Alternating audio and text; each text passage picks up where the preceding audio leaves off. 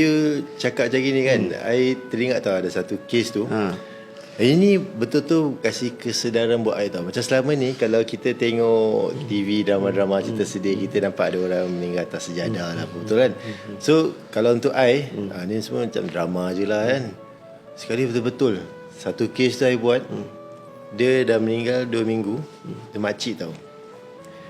Dia meninggal 2 minggu. Bila kita masuk tu, kita nampak dia meninggal atas sejadah. Atas sejadah. Sama ada dia tengah solat ke, sama ada dia tengah macam baca Quran ke, duduk, kita tak tahu. Tapi apa yang I tahu, dia betul-betul meninggal atas sejadah. Tapi kan I cakap Ayu kan, kalau manusia ni bila kita meninggal, kita start to, badan kita, mayat kita start to reput after 1 day or 2 days.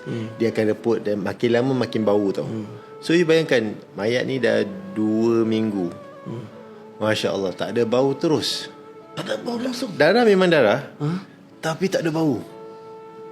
Rumah dia, ya Allah, I nak cakap macam mana macam dia senang cakap, dia ni katil dia besar, katil dia besar. Darah dia keluar daripada bilik sampai kat living room, semua mengalir, semua keluar. Kan? Satu ekor ulat I tak nampak.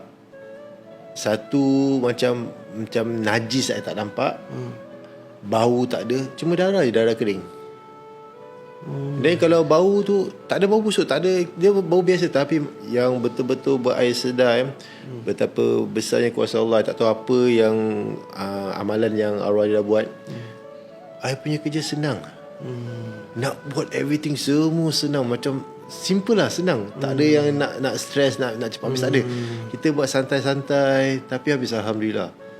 Tapi I nampak rumah dia, Masya Allah, betul-betul macam I nampak penuh dengan ada Quran semua. Macam kita nampak ada macam orang yang rajin mengaji. Kita boleh nampak macam tampal ayat semua, macam untuk dia baca. Bukan tampal untuk perhiasan tau, bukan, untuk dia baca. Setiap penjuru rumah tu ada certain ayat untuk dia baca.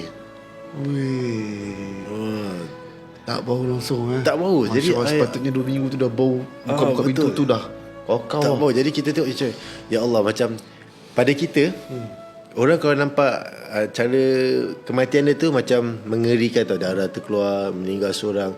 Tapi orang tak nampak di sebalik tu apa yang Allah nak tunjuk pada kita tau. Macam pasal for me, I dah nampak, I dah buat trauma cleaning, I tahu macam busuk I dah bau. Tapi kenapa dia tak ada bau? It's a big question mark. So, ya Allah, Masya Allah, apa yang dia dah buat, amalan dia amalan dia sampai dah macam gini. Macam aku sendiri yang nampak. Ya, best. Jadi cakap tu bulu naik.